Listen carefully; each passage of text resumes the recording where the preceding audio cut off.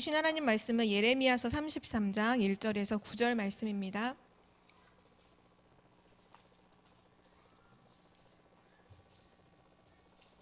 예레미야서 33장 1절에서 9절 말씀을 우리 한 절씩 교독하겠습니다. 예레미야가 아직 시위대 뜰에 갇혀 있을 때에 여호와의 말씀이 그에게 두 번째로 임하니라. 이르시되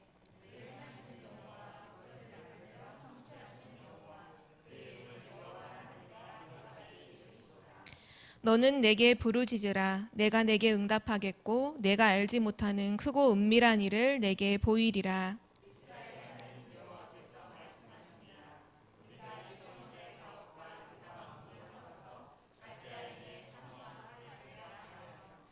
싸우려 하였으나 내가 나의 노여움과 분함으로 그들을 죽이고 그들의 시체로 이 성을 채우게 하였나니 이는 그들의 모든 악행으로 말미암아 나의 얼굴을 가리어 이 성을 돌아보지 아니하였음이니라.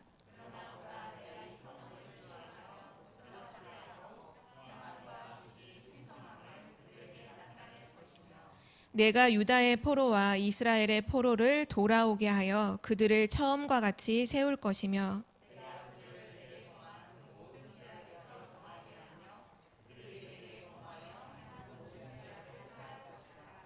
우리 9절은 함께 읽겠습니다. 이 성읍이 세계 열방 앞에서 나의 기쁜 이름이 될 것이며 찬송과 영광이 될 것이요 그들은 내가 이 백성에게 베푼 모든 복을 들을 것이요 내가 이 성읍에 베푼 모든 복과 모든 평안으로 말미암아 두려워하며 떨리라.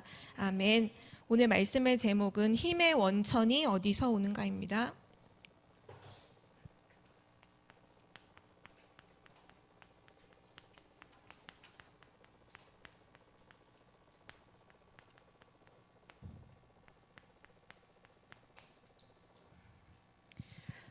내가 힘이 있어야 우리는 다른 사람을 살릴 수가 있죠. 그래서 구원받은 하나님의 자녀는 날마다 하나님 주시는 영적인 힘을 공급받아야 세상을 살릴 수가 있습니다. 그래서 오늘 말씀이 힘의 원천, 힘의 근원이 어디서 오는가, 힘의 근본이 어디서 오는가, 오늘 말씀을 통해서 답을 얻고 힘을 얻는 시간 되시기를 기도합니다.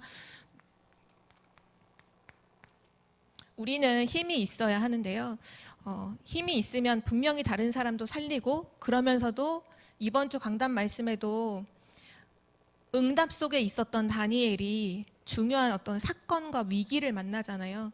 우린 살면서 많은 어려움도 만나고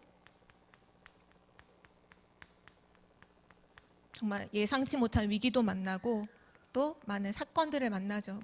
이걸 통틀어서 문제라고 하죠, 대부분.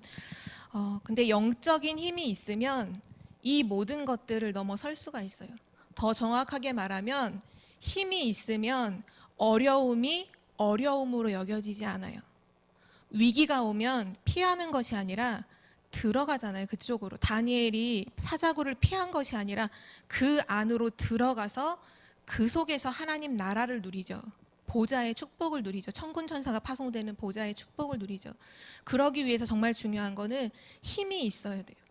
내게 정말 힘이 있으면 어려움이 아니고 위기 속으로 들어가서 그 속에서 정말 하나님의 역사를 보는 증인이 되어지고, 사건이 딱 터졌다 그러면 두렵지 않아요. 힘이 없으면 두려워요. 위기가 오는 것도 두렵고 어려움이 오는 것도 두렵고 심지어는 오지 않아도 올까 봐 두렵잖아요. 그런데 영적인 힘이 있으면요, 와도 두렵지 않아요. 어떻게 성경에 있는 많은 그런 증인들과 초대교회 성도들이 죽음 앞에서도 담대하게 그 순교의 길을 걸어갔던 이유가 뭐냐 하면, 그 사람들이 담력이 좋아서가 아니라 그 사람들은 날마다 공급받는 세상에 알지 못한 영적인 힘이 넘쳤기 때문에 자신의 힘이 아닌 그 놀라운 하나님의 힘으로 그 모든 것들 속으로 들어갔던 거거든요. 그런데 지금 하나님은 우리에게도 바로 이 힘을 주신다는 사실이에요. 그래서 중요한 게 뭐냐면요, 이 힘을 얻기 위해서는 반드시 복음으로 시작해야 합니다. 하나님이 힘을 주시는 시작이 뭐냐? 복음이에요, 복음. 로마서 1장 16절에 보면 내가 복음을 부끄러워하지 아니하노니 이 복음은 모든 믿는 자에게 구원을 주시는 하나님의 능력이 됨이라. 능력이라는 건 그 힘이잖아요. 고린도전서 1장 18절에도 또다시 고백하죠. 십자가의 도가 멸망하는 자들에게는 미련한 것이지만 구원을 받은 우리에게는 하나님의 능력이 됨이라. 네, 그렇습니다. 우리는 항상 복음으로 시작해야 돼요. 우리가 결국 오늘 말씀에서 진짜 하나님의 주시는 그 힘을 얻는 방법은 말씀과 기도거든요. 근데 만약에 우리가 복음 없이 말씀을 뭐 계속 읽고 말씀을 공부하고 그런 사람들 많이 있잖아요. 복음 없이 말씀을 계속 공부하면요, 어떤 결과가 오냐면 율법주의가 돼요. 율법주의라는 건 뭐냐? 율법은 하나님 주신 건데 그 율법주의가 되면 하나님 말씀을 가지고 살리는 것을 하는 게 아니라 죽이는 일을 계속해요. 넌 뭐가 틀렸고 너는 죄인이고 뭐가 안 되고 계속 정죄하고 죽이는 일을 계속하죠. 그게 복음 없는 말씀에 반복했을 때 일어나는 일이고요. 또 다 기도하라 하잖아요. 그런데 복음 모르고 기도 많이 하면 어떻게 갈까요? 신비주의로 갑니다. 결국은 복음으로 시작하지 않으면 다 틀린 길을 가게 돼요. 아무리 좋은 말씀, 아무리 하나님께 기도하고 부르짖는다고 해도 복음 없는 말씀은 율법주의로 다 죽이는 일만 하고, 복음 없는 기도는 하나님의 영적인 축복들을 자꾸 육신적인 것으로 체험하려고만 하게 되죠.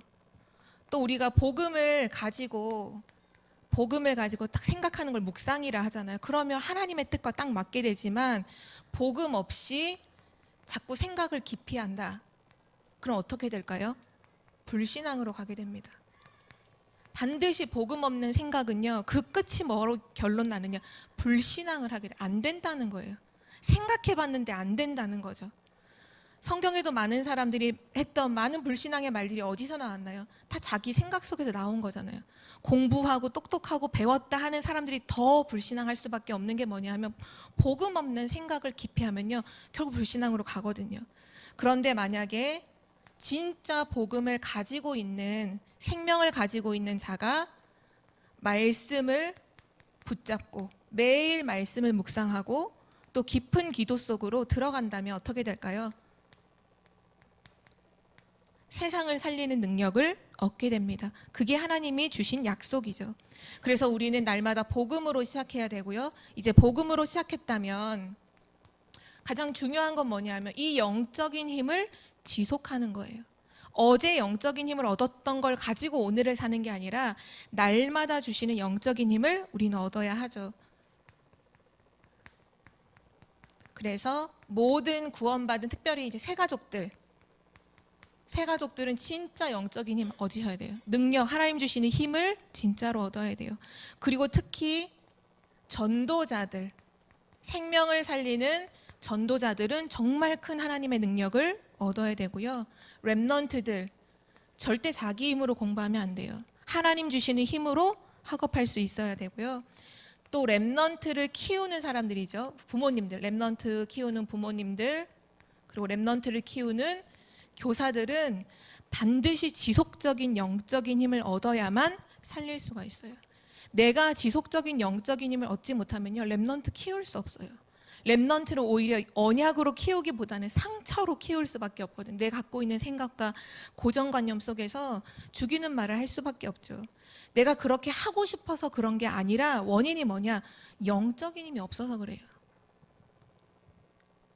진짜 렘넌트들과 여기 계신 모든 분들 영적인 힘을 얻는 은혜가 있기를 기도합니다. 오늘 거기에 대한 말씀을 주고 계세요. 그 영적인 힘을 주시는 원천이 어디인가? 근본이 어디인가? 첫 번째입니다. 이 힘의 원천은 하나님께 가까이 나아갈 때 얻게 됩니다. 하나님께 가까이 나아가라. 영적인 힘을 얻기 위해서는 방법이 뭐냐? 하나님께 가까이 나아가라. 신약에 보면 이 영적인 힘을 정말로 멋있게 누렸던 대표적인 인물이 바울이죠. 그 바울이 뭐라고 고백했냐면요, 빌립보서 4장 13절에 내게 능력 주시는 자 안에서 내가 모든 것을 할 수 있느니라. 그 엄청난 지식인이었잖아요. 뭐 가말리아 문화생이고, 뭐 히브리인 중에 히브리인이고, 뭐 베냐민 집하고, 율법으로는 흠이 없는 그 바울이 뭐라고 고백하냐? 내게 능력 주시는 하나님 안에서 난 모든 것 다 할 수 있다. 자기가 과거에 배웠던 모든 실력과 배움들 다 배설물이라고 표현했잖아요. 바울이 그렇게 고백했고요. 구약에 가장 멋있게 또 영적인 힘을 누렸던 대표적인 인물이 다윗이죠. 이 다윗이 사무엘하 22장 33절에 보면 이렇게 고백을 했어요. 하나님은 나의 견고한 요새시며 나를 안전한 곳으로 인도하시며. 이때 다윗의 딱 그 일이 뭐였냐면 군인이었거든. 군인, 싸우는 자. 그리고 하나님을 표현하기를 뭐라고 표현하냐? 하나님은 나의 견고한 요새. 전쟁할 때 피할 수 있는 곳이 그 요새잖아요. 하나님은 나의 견고한 요새시며 나를 안전한 곳으로 인도하시며. 또 군인으로서 다윗은 이런 고백도 했죠. 여호와는 나의 피난처시요 나의 피할 바위시다. 이 말이 뭐냐면요, 그 전쟁 속에서도 하나님을 계속 누리는 거예요. 하나님을 누리면서 전쟁할 때 이 시대에는 그러니까 들판이나 광야에서 전쟁을 하기 때문에 공격을 하다가 적들이 공격 올 때 이제 그 바위, 큰 바위에 몸을 숨길 수 있다는 건 생명을 유지할 수 있는 어마어마한 보금자리가 되거든요. 근데 거기서 피하면서 누굴 생각했느냐? 아, 이와 같이 하나님이 나의 피난처가 되시는구나. 하나님이 나의 피할 바위가 되시는구나. 하나님이 나의 요새가 되시는구나. 24시간 하나님을 계속 누리는 상태가 있는 거죠. 그러니 영적인 힘을 계속 공급받을 수밖에 없었죠. 또 왕이 됐을 때 다윗은 뭐라고 고백하나요? 자기가 왕인데 왕이신 나의 하나님, 내가 주를 높이고 영원히 주의 이름을 송축하리이다. 자기가 왕의 자리에 딱 됐을 때도 또 묵상을 한 거예요. 진짜 내가 왕이냐? 누가 내 인생의 왕이지? 하나님이 나의 왕이 아니시냐? 그 고백을 딱 하고요. 또 목동이었던 다윗은 또 시편 23편을 기록할 때 여호와는 나의 목자시니, 목동으로서 양을 이렇게 이끌어 봤잖아요. 그 양들이 목동의 음성 하나를 듣고 다 움직이는 것처럼 또 묵상이 되는 거죠. 아, 그렇구나. 내가 하나님의 음성을 듣고 나는 움직이는데 하나님이 나의 목자가 되시니 나는 부족함이 없다. 하나님이 나의 목자시라면 그 고백을 계속하죠. 이 말이 다 뭐를 말하냐면요, 다윗이 위대한 그 이스라엘 나라의 지도자로 서고 또 그 시대에 살고 있을 때 전 강대국들 앞에 존경을 받을 수밖에 없었던 이유가 뭐냐 하면 하나님과 함께하는 그 시간을 풍성하게 가졌던 사람이에요. 다윗은 아침에 눈을 뜨자마자 하나님을 묵상했어요. 밤에 잠들 때마다 하나님을 묵상했어요. 성경에 보면 침상에서 내가 주의 말씀을 읊조렸다라고 했거든요. 늘 말씀을 묵상하고 누렸어요. 그 다윗에게 하나님은 힘을 주실 수밖에 없는 거죠. 어디로 가든지 다윗이 이기게 하시니라. 그건 다윗이 이겼다가 아니잖아요. 하나님께서 이기게 하셨다. 이길 수밖에 없는 힘을 주셨다는 거죠. 우리는 날마다 하나님께 가까이 나아가야 되는데요. 이유가 뭐냐면 지금도 사단이 우리를 방해하고 있는데 뭐를 방해하냐? 하나님께 가까이 나아가는 것을, 이걸 방해를 해요. 왜냐? 영적인 힘이 있을 때 영적 싸움에 승리할 수 있거든요. 저희가 이번 주 렘넌트 예배를 드리면서 엘리야가 어떻게 그 바알을 섬기는 수많은 사람들과 함께 기도 대결을 했을 때 이길 수 있었느냐? 개인의 능력이나 개인의 실력이 아니었어요. 늘 하나님의 언약을 붙잡고 기도하던 그 영적인 힘 가지고 싸워서 승리한 거거든요. 결국은 우리는 영적 싸움 해야 되는데 사단이 뭘 계속 방해하느냐? 다른 걸 방해하지 않아요. 하나님께 가까이 나아가는 것을 계속 방해를 해요. 그래서 우리의 삶을 어떻게 두셔야 되냐면요, 하나님께 나아가서 힘을 얻는 것을 언제든지 우선순위로 두셔야 돼요. 이것이 우리의 영순위여야 돼요. 1순위도 아니고 영순위여야 돼요. 한 시대에 중요하게 쓰임받았던 미국의 무디라는 전도자가 있었죠.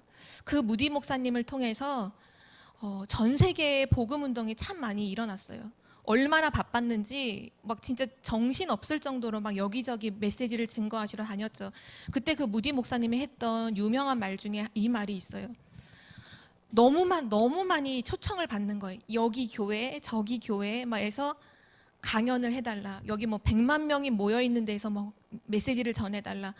너무너무 많이 자기를 찾으니까 그때 옆에 있는 이 동료에게 그렇게 말씀하셨다고 하더라고요. 너무 바쁘다. 숨 쉴 틈이 없이 너무 바쁘다.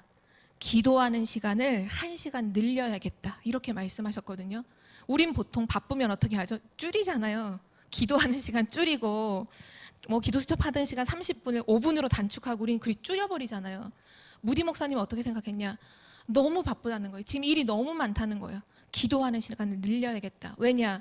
내가 내 능력으로 하는 것보다 하나님이 1분 역사하시는 것이 훨씬 더 능력 있기 때문에 나는 기도 시간을 1시간 늘려야겠다. 그게 무디 목사님이 쓰임받을 수밖에 없었던 이유였죠. 우리 삶의 우선순위가 무엇인가요? 하나님께 힘을 얻는 것이 나의 1순위인가요? 하나님께 가까이 나아가는 것이 0순위가 되는 은혜가 있기를 기도합니다. 그래서 우리는 언제든지 함께 할 때도 하나님께 가까이 나가 전체가 함께 예배하는 것도 중요하지만 하나님과의 깊은 만남, 개인의 교제죠. 나와 하나님과 단둘이 조용히 고요한 시간 하나님을 묵상하는 그 개인 교제의 시간에 가장 우리의 시간을 많이 투자해야 돼요. 여기에 나의 가장 중요한 시간을 드릴 수 있어야 돼요. 이 얘기는 뭐 일도 하지 말고 내가 학생들이 공부도 안 하고 오로지 이것만 하라는 게 아니라 가장 중요한 시간에 시간이 딱 났을 때, 혼자 있는 시간이 딱 났을 때 그때 하나님과의 교제 시간으로 들어갈 수 있는 그 중요한 축복의 시스템이 우리에게 세워져야겠죠. 결국은 이게 되려면요, 영적 시스템이 세워져야 돼요. 내게 영적 시스템, 기도할 수 있는 영적 시스템을 갖출 때 이게 되어지는 거거든요. 이게 안 되면 시간이 날 때 딴 거 해요. 유튜브 보고 뭐 딴 거 뭐 카톡 하다가 딴 데 시간 보내고 그러고 뒤늦게 아차하죠. 왜 그러냐면 영적 시스템을 아직 세우지 못했기 때문이에요. 하나님께서 가장 원하시는 하나님께 가까이 나아가는 그 고요하고도 오늘 말씀에 나오는 것처럼 오늘 말씀에 그렇게 고백했죠. 너는 내게 부르짖으라 내가 내게 응답하겠고 네가 알지 못하는 크고 은밀한 일을 내게 보이리라. 은밀한 가운데 너에게 나의 계획을 알게 하겠다. 그 시간이 회복되기를 기도합니다. 성경에 보면 사도행전 12장 1절에서 25절에 보면요, 헤롯이 이스라엘 특별히 이제 초대교회를 핍박하기 위해서 베드로를 잡아서 옥에 이제 가둬요. 몇 명은 순교를 하게 되고 몇 명은 순교를 하고 그 시대에 이제 가장 중요한 메신저였던 베드로를 딱 잡아서 보란 듯이 옥에 가두고 몇 날 며칠 이제 죽인다, 사형, 순교하는 걸로 날짜도 정해지죠. 성경은 이때 5절에서 뭐라고 말씀하냐면 베드로는 옥에 갇혔고 초대교회 성도들은 기도하더니라고 이렇게 나와요. 그리고 이 베드로를 옥에 갇혔을 때 누가 이 베드로를 꺼내 갈까봐 군사를 4명씩 4패로, 그러니까 4명씩을 한 팀으로 한 4팀이서 이 베드로를 지켰거든요. 옥문 앞에서. 한번 성경을 좀 같이 확인해 볼까요? 사도행전 12장. 사도행전 12장. 제가 1절 읽을게요. 그때 헤롯 왕이 손을 들어 교회 중에서 몇 사람을 해하려 하여 요한의 형제 야고보를 칼로 죽이니 유대인들이 이 일을 기뻐하는 것을 보고 베드로도 잡으려 할세 때는 무교절 기간이라. 5절에 보면 이에 베드로는 옥에 갇혔고 교회는 그를 위하여 간절히 하나님께 기도하더라. 그런 기도하는 중에 시간이 지나고 다음 날이면 베드로가 죽는 날이 된 거죠. 근데 그 전날 밤에 베드로가 깊은 잠에 빠져요. 근데 천사가 깨운데 못 일어나니까 옆구리를 차서 깨워 일으키죠. 베드로가 제정신을 이게 꿈인지 지금 실제인지를 모르면서 일어나서 천사가 이끄는 대로 따라가는데 문이 저절로야. 옥문이 열리고 지금 지키는 사람들이 멀쩡히 있는데 그냥 거기를 지나서 계속 나가요. 그리고 정신을 차려보니 감옥에서 나와 있는 거죠. 그리고 나서 어디로 가느냐? 12절을 함께 읽어보겠습니다. 12장 12절 읽겠습니다. 시작. 깨닫고 마가라 하는 요한의 어머니 마리아의 집에 가니 여러 사람이 거기에 모여 기도하고 있더라. 아멘. 옥에 갇힌 베드로를 위해 초대교회가 무엇을 했나요? 기도했죠. 하나님은 어떻게 역사하셨을까요? 20절과 25절에 보면 헤롯을 불러가 버려요. 하나님께서 그 로마의 왕인 헤롯 왕을요 불러가는데 방법이 뭐냐? 이빨에 충이 먹어 죽어요. 초대교회 성도들은 연약한 사람들인 것 같지만 사실 어떤 사람들이었냐? 큰 능력을 가지고 있는 사람들이었어요. 늘 하나님으로부터 큰 능력을 얻고 있는 사람들이었죠. 어떻게 해요? 기도를 통해서요. 기도를 통해서 어마어마한 영적인 능력을 누리며 있는데 그들의 기도 앞에 하나님이 헤롯 왕을 불러가 버려요. 이들이 어떻게 담대히 하나님 앞에 복음을 증거할 수 있었느냐? 이 영적인 힘을 공급받고 있었기 때문이죠. 그래서 하나님은 우리에게 오늘도 말씀하고 계십니다. 예레미야 애가 2장 19절의 말씀인데요. 초저녁에 일어나 부르짖을지어다. 초저녁, 이른 저녁에 말하는 거죠. 초저녁에 일어나 부르짖을지어다. 너의 마음을 주의 얼굴 앞에 물 쏟듯 할지어다. 각 길 어귀에서 주려 기진한 내 어린 자녀들의 생명을 위하여 주를 향하여 손을 들지어다 하였도다. 예레미야 애가서는 이스라엘 백성들의 그 말씀이 없는 기갈 속에 어린아이가 혀가 입천장에 붙었는데 그거를 떡을 떼어줄 자도 없고 물을 줄 자도 없는 이스라엘의 영적 상태를 그대로 보여준 메시지거든요. 하나님께서 말씀하고 계세요. 네 마음을 하나님 앞에 물 쏟듯 너의 마음을 쏟아놔라. 지금 너의 줄여서 기진한 너의 어린 자녀들의 생명을 구원하기 위해서 주를 향해서 너의 손을 들어라. 하나님 주시는 힘을 얻으라. 너의 모든 것을, 너의 마음을 하나님께 쏟으라. 어쩌면 우리는 우리의 마음에 있는 중요한 것들 자꾸 사람 찾아다니면서 얘기하잖아요. 그게 아니라 하나님 앞에 표현이 너무 실제적이에요. 물을 쏟는 것처럼 너의 마음을 다 쏟아서 하나님 앞에 간절히 기도해라. 하나님이 힘을 주실 것이다 말씀하고 계시고요. 또 로마서 1장 19절 말씀해 보면 19절이 아니라 1장 9절 말씀해 보면 내가 그의 아들의 복음 안에서 내 심령으로 섬기는 하나님이 나의 증인이 되시거니와 항상 내 기도에 쉬지 않고 너희를 말하며. 자기 심령으로 뭐를 하느냐? 기도를 쉬지 않고, 심령으로 기도를 쉬지 않고. 바울의 고백이죠. 또 골로새서 1장 9절에서 10절에도 이렇게 고백하고 있습니다. 이로써 우리도 듣던 날부터 너희를 위하여 기도하기를 그치지 아니하고 구하노니. 우리가 너희를 위해서 너희에 대해서 듣던 그날로부터 기도를 쉬지 아니하고. 또 다윗은 이렇게 고백하죠. 시편 23편 1절이에요. 우리가 너무나 잘 알고 있는 9절의 말씀인데요. 이 구절이 언제 기록되었냐 하면 매일마다 사울 왕과 1000명의 군사들이 이 다윗을 죽이려고 쫓아다녔잖아요. 자객을 보내기도 하고 병사들을 급습해서 보내기도 하고 어디 숨어 있다는 첩보가 들리면 거기에 막 숨어 있다가 덮치기도 하고. 한번 상상을 해보세요. 어떤 사람이 만약에 오늘 집에 돌아가시잖아요. 근데 어떤 한 사람이 맨날 칼을 들고 집안 문 앞에 서 있다고 한번 상상을 해보세요. 나를 죽인다고 칼을 들고 계단 옆에 이렇게 숨어 있다가 탁 튀어나오기도 하고, 문 옆에 숨어 있다가 비밀번호 딱딱딱 누르는데 갑자기 칼 들고 딱 나오고. 그럼 어떤 마음이 드시겠어요? 편안하시겠어요? 두렵잖아요. 한 명이 나를 죽이려고. 저는 중학교 때를 생각해 보면 저는 그 깜깜한 밤에 가로등 밑에서 이렇게 담배 피는 남자만 있으면 저는 그걸 못 지나갔거든요. 너무 무서워서. 삥 돌아서 한 20분이 걸리더라도 삥 돌아가서, 왜냐하면 아무 그냥 그 사람은 그냥 거기서 잠깐 담배를 피는 것일 수도 있잖아요. 근데 혼자서 그냥 무서운 거죠. 그러니까 사람이라는 게 마음이 사람의 마음이라는 부분이 별것도 아닌 것에도 두렵고 떨리고 그래서 피하고 싶고 그런 게 너무 당연하잖아요. 어떤 사람이 작정을 하고 나를 1년 365일 칼 들고 쫓아다닌다. 여기 교회 오실 수 있을까요?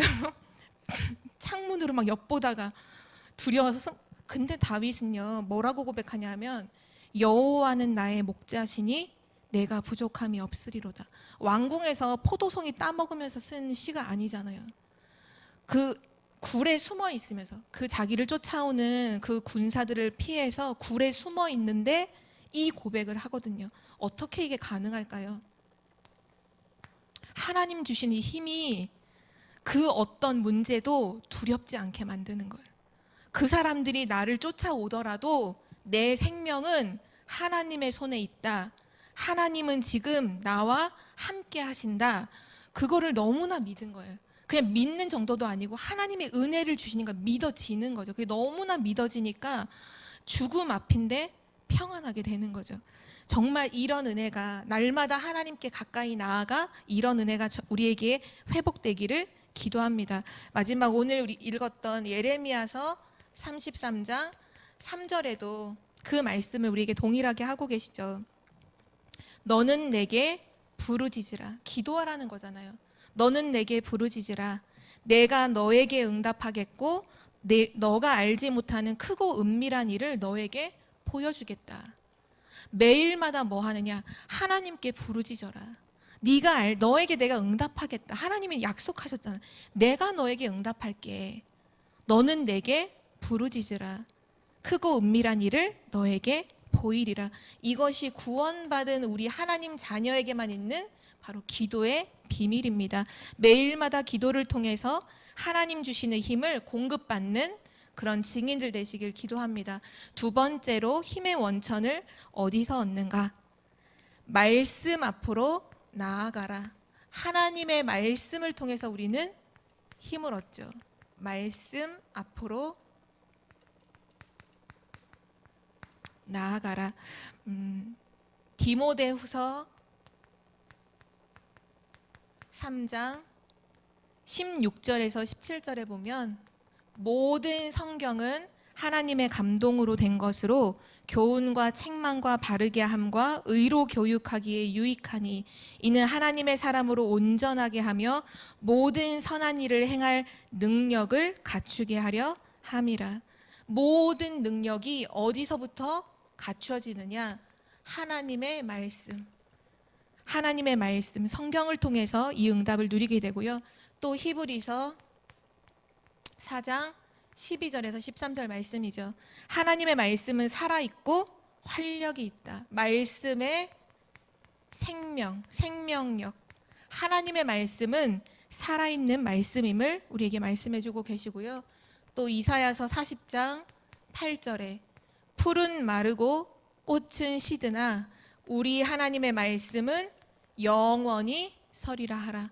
지금도 역사하는 것이 뭘까요? 하나님의 말씀입니다. 영원이라는 건 멀리 있는 언젠가가 아니라 영원이라는 건 바로 지금을 얘기하는 거예요. 바로 지금 하나님이 말씀으로 역사하고 계신다. 세상의 능력, 세상의 방법 아니라 하나님은 지금도 말씀으로 역사하고 계심을 약속하셨고요. 또 마태복음 5장 17절에서 18절 말씀에 보면 내가 율법이나 선지자를 폐하러 온 줄로 생각하지 말라. 폐하러 온 것이 아니요 완전하게 하려 함이라. 진실로 너희에게 이르노니 천지가 없어지기 전에는 율법 바로 하나님 말씀의 1.1획도 결코 없어지지 아니하고 다 이루리라. 하나님의 말씀은 반드시 성취되는 말씀입니다. 그래서 말씀 앞으로 나아가라. 그때 힘을 얻게 된다 말씀하고 있고요. 진짜 이 비밀을 그 구약에 가장 누렸던 다윗이 시편 119편 97절에 이렇게 고백했어요. 내가 주의 법을 어찌 그리 사랑하는지요. 내가 그것을 종일 작은 소리로 읊조리나이다.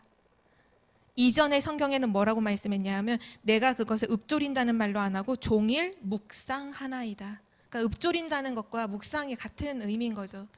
내가 하나님의 말씀을 너무너무 사랑해서 내가 종일토록 하루 종일 주의 말씀을 묵상한다라고 다윗은 고백하고 있습니다. 진짜 한번 적용해 보세요. 우리가 한 주간 동안 전체 본부에 있었던 많은 수련회와 많은 훈련들에 대한 메시지를 다시 정리해서 주시는 말씀이 핵심 메시지거든요. 토요일 날 하는 거죠. 토요일 날 하는 핵심 메시지. 그러니까 우리가 뭐 공부를 해도 핵심 막 내용 하면은 딱 요약본 가장 중요한 걸 담고 있잖아요. 그 의미예요. 핵심 메시지. 그 핵심 메시지와 강단 말씀과 매일매일 나오는 기도 수천 말씀, 그 현장 메시지라고 하는데요. 이걸 매일 한번 묵상해 보세요. 핵심 메시지와 강단 메시지와 현장 메시지를 딱 가지고서 매일 한번 묵상해 보세요. 어떤 일이 일어나는지. 제일 처음에 뭐가 사라지냐면 고민거리가 사라져요. 왠지 알아요? 답이 다 나오기 때문이에요. 고민할 이유가 사라져요. 너무나 정확하게 하나님 답을 딱딱 주셔서. 미래 걱정 하라고 해도 안 해요. 왜일까요? 길이 보이거든요. 내가 어디로 가야 할지가 길이 딱 보여요. 하나님 말씀 속에 길이 있어요. 하나님 말씀 속에 답이 있어요. 이걸 진짜 매일 묵상하는 사람은요, 답을 얻고 길을 보니까 고민하라고 해도 안 해요. 미래 걱정 하라고 해도 안 해요. 그리고 더 나아가서는 이거 진짜 하면요, 작품 나와요. 우리 계속 메시지에서 그러잖아요. 작은 거라도 실천해서 작품을 만들어라 말씀하시죠. 이따 결론으로도 말씀을 드리겠지만 오늘 여기 계신 우리 청주복음교회 모든 분들이 한 가지를 같이 좀 도전을 했으면 좋겠어요. 그거 가지고 작품으로 남겼으면 좋겠고요. 저 개인적으로는 이번에 저희가 렘넌트의 날로 33회 렘넌트의 날로 인도를 받았잖아요. 예배를 드리는 가운데 그런 생각이 들더라고요. 33회 그러면 올해 12월에는 36회. 그럼 딱 3년이 되는 거죠. 저희가 1월에 시작했으니까 내년 1월에는 3주년 예배를 드리겠죠. 그러면 이 중요한 이런 기념되는 날을 두고서 뭘 하나님께 할 수 있을까? 그러다가 생각했던 게 우리 렘넌트의 날에 관한 찬양을 만들면 너무 좋겠다라는 생각이 들어서 저와 원래 주원이가 원래 찬양팀으로 함께 항상 인턴십을 했다가 지금 이제 주원이가 그 언어 배우는 걸로 하느라고 이제 같이 모임을 못 하고 있었는데 주원이한테 그런 얘기를 했어요. 주원아, 너가 피아노를 전공하는 이유가 뭐겠냐? 음악을 다루는 거 아니냐? 하나님이 너에게 주실 거다. 우리 같이 기도하고 묵상하면서 나는 국어 교육을 전공했으니 난 글을 쓰겠다. 그럼 너는 그 곡을 붙여라. 어떻게 생각하냐 했더니 흔쾌히 좋다라고 하더라고요. 그래서 이번 주에 주신 강단 말씀을 묵상했어요. 특별히 렘넌트의 날이어서 이사야서 6장 13절의 말씀을 묵상하고 다니엘이 붙잡았던 언약이죠. 6장 13절, 7장 14절 말씀 묵상하는 가운데 하루 만에 그 가사를 썼거든요. 가사를 써서 주원한테 보냈어요. 이거는 완성본은 아니지만 어쨌든 그래서 주원아, 이제 너가 묵상하며 곡을 붙여봐. 이게 무슨 얘기를 하려고 하는 거냐면 말씀을 묵상하면요, 분명히 뭔가가 나와요. 그걸 메모하라 하시잖아요. 계속 말씀을 묵상하면 메모할 것이 나온다. 그걸 계속 메모해라. 그것이 시대적인 작품이 된다. 유 목사님이 어떻게 계속 이 엄청난 훈련들을 하실 때 다 메시지를 하시느냐? 계속 24시 말씀 묵상하시는데 나온대요. 하나님 주신대요. 그걸 기록하고 그걸 가지고 메시지를 전달하는데 역사가 일어나는 거죠. 하나님의 말씀은요, 살아 있습니다. 하나님의 말씀을 묵상하셔야 돼요. 이미 하나님께서 우리에게 너무나 중요한 말씀을 다 주셨어요. 이거를 가지고 묵상하시면 고민할 거리도 없어지고요, 미래 걱정도 없어지고요, 작품이 나와요. 일석삼조죠. 실제 한번 도전해보는 은혜가 있기를 기도합니다. 그래서 이 묵상하는데, 이 묵상을 진짜 하면요, 어떤 일이 일어날까요? 묵상하면 여호수아서 1장 8절에 하나님이 답을 주셨죠. 이 율법책을 내 입에서 떠나지 말게 하며 주야로 그것을 묵상하여 그 안에 기록된 대로 다 지켜 행하라. 그리하면 내 길이 평탄하게 될 것이며 내가 형통하리라. 네가 어디를 가든지 너의 길이 평탄하게 될 것이고 너는 형통한 자가 될 것이다. 어떤 문제, 어떤 어려움을 만나도요, 그게 막힘이 없는 거죠. 그대로 그 모든 것 속에서 응답을 계속 받는 자가 된다라고 말씀하고 계시고요. 그래서 다윗은 또 계속 고백합니다. 시편 119편 25절에 보면 주의 말씀대로 나를 살아나게 하소서. 하나님의 말씀은 나를 살아나게 한다라고 고백하고 있고, 35절 말씀에 보면 내가 말씀의 길로 행하게 하옵소서. 내가 이것을 즐거워함이니이다. 내가 어느 길을 걸어가느냐? 나는 말씀의 길을 걸어간다. 다윗이 고백했고요. 또 47절에도 보면 내가 하나님의 말씀을 스스로 즐거워한다. 누가 강요해서가 아니라 홀로 하나님 말씀 너무나 기쁘고 즐거운 거죠. 그래서 시편에 고백하잖아요. 여호와의 말씀을 즐거워하여 내가 그 말씀을 주야로 묵상하는도다. 시편 1편 2절에 나와 있는 말씀이죠. 나의 즐거움이 하나님의 말씀이 되는 그 영적 상태, 말씀 앞으로 나아가는 그 자에게 하나님 날마다 영적인 힘을 공급하여 주실 줄 믿습니다. 오늘 세 번째인데요. 실제 그러면 우리가 매일 기도를 통해서 하나님께 가까이 나아가고 말씀 앞으로 나아가면 어떤 일이 생길까요? 그 결과가 바로 오늘 우리가 읽었던 예레미야 33장 말씀에 나와 있습니다. 자, 하나님께 계속 가까이 나아가면 어떤 일이 일어날까요? 우리 33장 3절을 다 같이 한 목소리로 읽겠습니다. 3절입니다. 너는 내게 부르짖으라. 내가 내게 응답하겠고 네가 알지 못하는 크고 은밀한 일을 내게 보이리라. 아멘. 우리가 생각지도 못하는 크고 은밀한 일, 크고 비밀한 일, 그 일을 우리에게 알려주시겠다고 말씀하시고요. 또 6절도 함께 읽어볼까요? 시작. 그러나 보라, 내가 이 성읍을 치료하며 고쳐 낫게 하고 평안과 진실이 풍성함을 그들에게 나타낼 것이며. 아멘.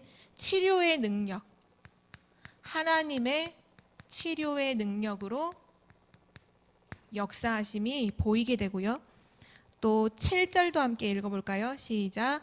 내가 유다의 포로와 이스라엘의 포로를 돌아오게 하여 그들을 처음과 같이 세울 것이며 회복의 능력을 허락해 주시죠. 모든 것을 하나님께서 회복시켜 주시겠다 말씀하고 계시고요. 8절도 함께 읽어볼까요?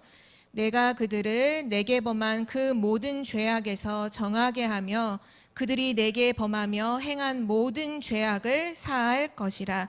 사죄의 은총을 주시겠다고 말씀하고 계십니다. 하나님이 응답하시겠고 치료하시겠고 회복시켜 주시겠고 모든 죄를 사해 주시겠다. 이 모든 것이 어떤 결과로 오게 될 거야? 어떤 결과로 오게 될까요? 9절 말씀 함께 읽겠습니다. 이 성읍이 세계 열방 앞에서 나의 기쁜 이름이 될 것이며 찬송과 영광이 될 것이요 그들은 내가 이 백성에게 베푼 모든 복을 들을 것이요 내가 이 성읍에 베푼 모든 복과 모든 평안으로 말미암아 두려워하며 떨리라. 아멘. 하나님께서 증인으로 우리를 세우신대요. 어디 앞에요? 세계 열방 앞에서. 세계 열방. 이 단어가 요번에 WRC 때 나왔던 단어잖아요. All Nations가 바로 열방이란 뜻이죠. 우리를 세계 열방 앞에 증인으로 세우시는데 그 나라들이 보고 두려워 떤대요. 와, 이 사람들은 우리가 어떻게 할 수 없구나. 하나님이 그렇게 만드시겠다고 약속하고 계십니다. 뭐만 하면요? 하나님께 가까이 나아가면, 말씀 앞으로 나아가서 힘을 얻으면 그렇게 되게 할 것이다 말씀하고 계십니다. 실제 이것을 우리가 성경에서 증인으로 확인해 보면요, 다윗이 성공했던 이유, 다윗이 실패했던 이유가 딱 그거예요. 하나님을 향해서 힘을 공급받는 시간을 다윗은 정말 많이 가졌거든요. 그때마다 다윗은 성공했어요. 실패했을 때가 언제일까요? 왕이 돼서 오히려 여유가 생겼을 때 그 시간을 딱 놓치잖아요. 그때 다윗은 실수하고 실패했어요. 물론 하나님 앞에 다시 회개하고 다시 회복하죠. 이건 우리에게 주시는 메시지가 굉장히 커요. 하나님을 향해서 힘을 얻는 그 시간이 우리를 승리하게 만든다는 거죠. 요셉은 어떻게 성공했나요? 창세기 39장에 보면 여호와께서 요셉과 함께 하심으로, 계속 그 얘기를 하고 있죠. 하나님과 함께하는 그 축복을 계속 누린 거예요. 하나님을 누리는데 그 하나님이 주시는 힘은 보너스로 계속 오는 거죠. 요셉이 가는 곳마다 그런 응답이 계속 나타나죠. 초대교회가 어떻게 세상을 변화시켰을까요? 사도행전 1장 14절, 그들이 마가다락방에 모여서 오로지 기도에 힘쓰니라. 또 사도행전 2장 42절에 이렇게 말씀하죠. 사도의 가르침을 받아 말씀을 잡고 서로 교제하고 떡을 떼며 오로지 기도에 힘쓰더라.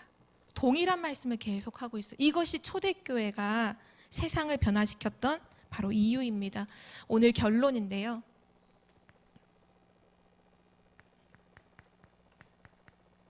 하나님이 정말 우리에게 지금 원하시는 것이 무엇일까요? 하나님을 향해 힘을 공급받는 바로 그 시간으로 들어가라는 거죠. 하나님 주시는 힘을 얻으라. 하나님 그 말씀 하고 계시는데요.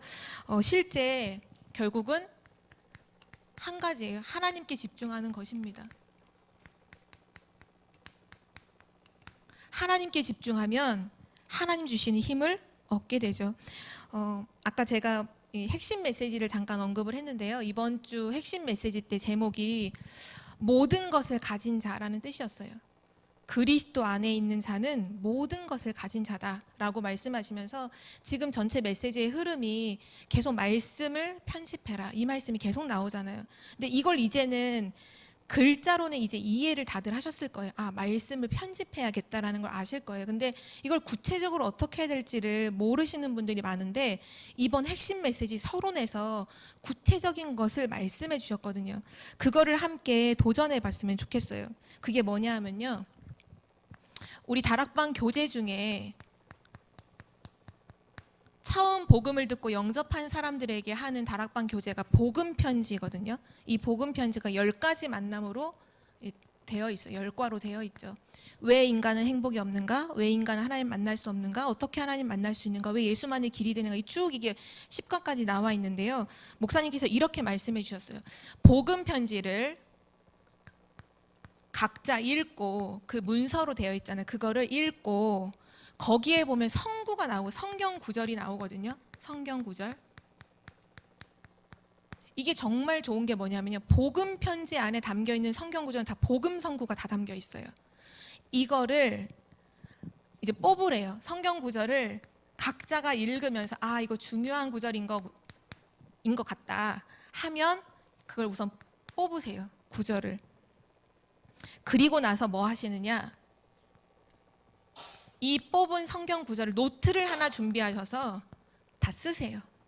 다 쓰세요. 그걸 말씀을 다 기록을 하세요.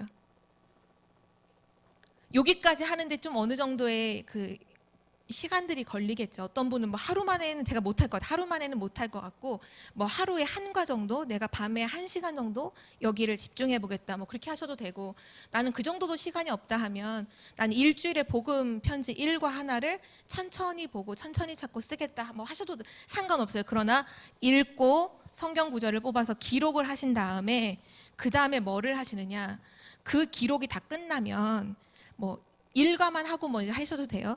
기록한 다음에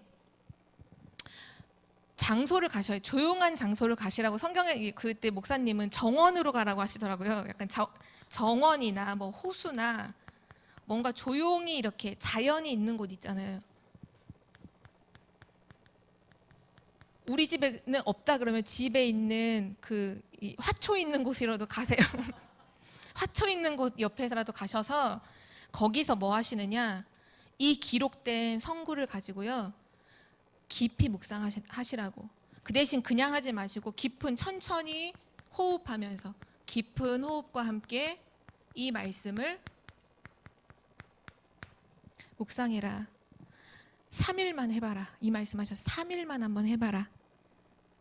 그러면 어떤 일이 생길 것까지도 그때 말씀으로 본론으로 답을 딱 주셨거든요. 3가지 일이 생깁니다. 첫 번째가요. 어떤 문제, 아까 서론에서 나왔지만 어떤 문제나 어려움이나 위기가 오죠. 두려움이 없어요. 두려움이 없어져요. 이거 내 맘대로 못하는 거잖아요. 내가 안 두려워야지 하는데 안 두려워지는 게 아니잖아요. 근데 진짜 하나님 말씀 묵상하면 첫 번째 오는 응답이에요. 두려움이 없어져요. 두 번째 어떤 일이 생기느냐? 날마다 새로운 시작을 하게 돼요. 내가 어제 좀 실수하고 넘어졌다. 상관이 없어요. 왜 새로운 시작이냐? 성령이 역사하시거든요. 새로운 시작을 하게 되고 마지막 3번째 모든 것을 이긴다고 하셨어요. 저는 이것이 하나님의 말씀이라고 확신해요. 하나님의 말씀이라고 확신해요. 진짜로 한번 해보세요. 이 3가지가 분명히 응답으로 오게 될 거예요. 아까 서론에도 얘기했지만 새가족분들, 특별히 영접하신 지 얼마 안 된 분들이, 또 질병 갖고 계신 분들, 또 렘넌트를 키우는 분들, 또 여기 계신 모든 중요한 전도자분들, 실제로 한번 해보세요. 진짜로 한번 도전해보세요.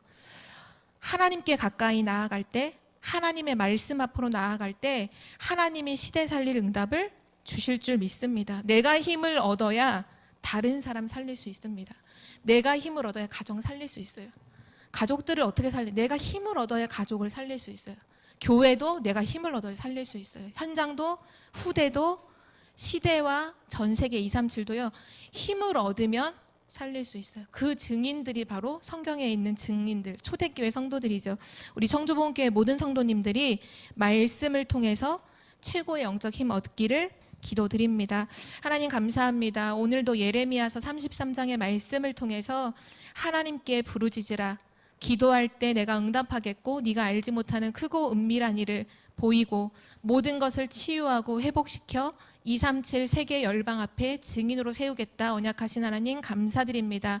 날마다 하나님 앞으로 나아가는 자 되게 하여 주옵소서. 날마다 말씀 앞에 서는 자 되게 하여 주옵소서. 감사드리며 주 예수 그리스도의 이름으로 기도드립니다. 아멘.